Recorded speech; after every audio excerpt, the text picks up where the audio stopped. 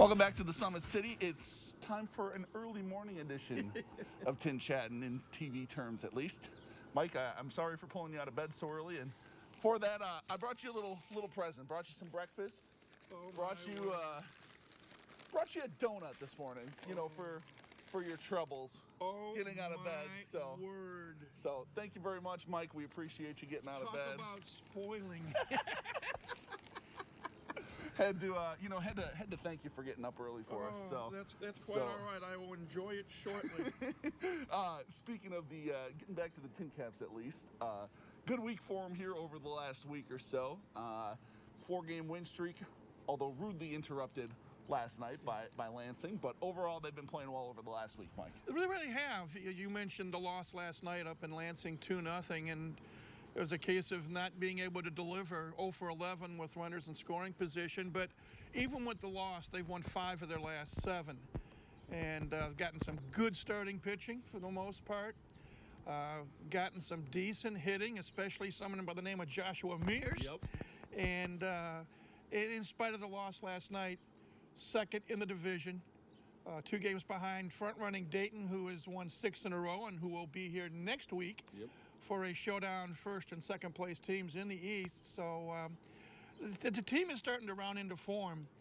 And I've said it on the air a few times, when the front of the lineup, top of the lineup gets on base, this is probably the most exciting team we've seen in a long time in generating some offense. Yeah, and you kind of touched on it there a little bit with Joshua Meahs. Instant offense he's provided a couple of times here this year. Already 5 home runs. He's had 3 here in the last few games, 2 in that big win over over Lansing the other night. Obviously we've seen plenty of strikeouts from him, but that power certainly has been there. And when it's been there, he has hit the ball a long ways. A long ways. One of his home runs 2 nights ago in Lansing hit the scoreboard at Jackson Field, and that's a pretty good poke. And it's something that we noticed. He doesn't, at least on the road, doesn't swing as hard as we've seen him swing here at home. I don't know why, but he makes solid contact, and away it goes. Yeah, and he certainly does. And let me tell you, for a big guy, he's fairly soft-spoken. I don't know if you've gotten to talk to him much, but he's a fairly soft-spoken individual. We actually got a chance to catch up with him in the preseason as he, hopes to become the Summit City's next big slugger. I'm real excited. It's one step closer to, the ultimate goal, which is the big leagues. Just learn what I can and continue to grow as a baseball player. So, real exciting, yeah. For you, where are you looking to grow the most as you make this step from low A to high A from last year to this year? Just make more hard contact. It's the biggest thing for me. Better my jumps in the outfield, better reads on fly balls, the little things, doing the little things properly. It's going to be huge. Yeah, a original Purdue signee, Mike, Joshua Meahs, would have been playing baseball here in Indiana, seems like, regardless. But still, we are certainly happy to have him here in Fort Wayne and at Parkview Field, and looking forward to seeing what he can do throughout the rest of this season. Obviously, like we've talked a couple of times, strikeouts, though, are going to be a big thing, and he's got to cut down on those for the rest of the year. Well, that's the case with a lot of hitters at this level in high A. They're still learning how to read pitches, and they've got to be within themselves. And you and I and Peter in the past, we've talked about it for a long time. This is still developmental baseball here. Yep. Much as we here fan-wise would like to think otherwise, but when you learn to control your own swing, when you learn to lay off that breaking ball down and away, and just relax, and you look for your pitch, and Joshua's done it, especially with 3 home runs in Lansing so far in the first 3 games of that series. Yeah, and honestly, I mean, it's kind of just the way that baseball is evolving, I feel like. It's more evolving to, if you strike out, it's not as big of a deal. Obviously, you want guys who get on base, but I feel like if you've got the power numbers, regardless of how many times you strike out, you're still going to do a lot of good things for a lot of teams in this game.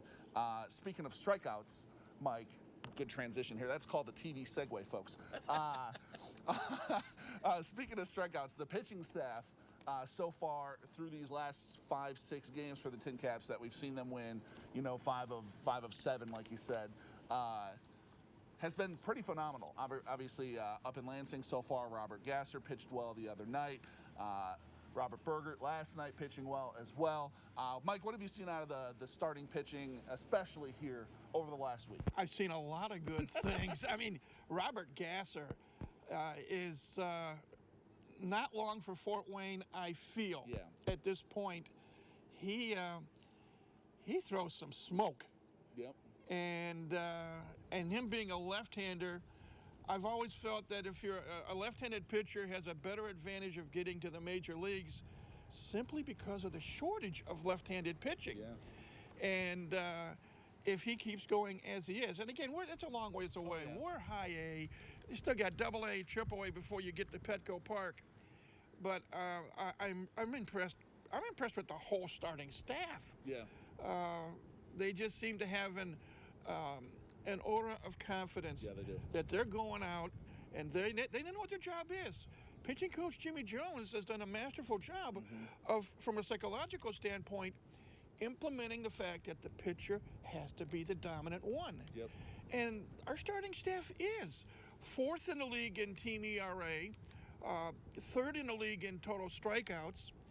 And when you get ahead in the count and you keep the runners off the base paths and consequently off the scoreboard, you're going to come up with wins more often than losses. Yeah, and you know, and at least in my, I think this is 6 years now going on. My summers here, maybe 5. I can't remember. That's a long time. In my time here during this in the Summit City so far, this might be one of the best rotations, at least, that we've seen early on in the season. I know obviously we've seen some pretty good pitchers come through, but in terms of a total rotation, this is one of the better ones I've seen come through Fort Wayne so far. In the TinCaps era, from 2009 to today, I think the best rotation we had was 2013 when you had guys like Max Fried and Zach Eflin and company, and Joe Ross and so forth. This is a close second right now. Yes. And again, it's early. Yeah. We have to somehow temper ourselves a little bit because it is a 132-game season, and we've only played 12 games. But it's still been fun. It's been fun. It's been fun. And, you know, with a couple of exceptions, we've been in every ball game. We've won 7. We've lost 5. And even go back to opening night in Dayton, we're down 6-1 going into the 9th inning. Yep. The next thing you know, it is 6-5. The bases are loaded. Tying run at 3rd, lead run at 2nd, with 2 outs in the 9th. Yep. And so they come back. And, you know, that's what the fans want to see. Yes. They want to see exciting, competitive baseball with preferably the TinCaps coming out on top. And so far, that's what has happened in this Midwest League season.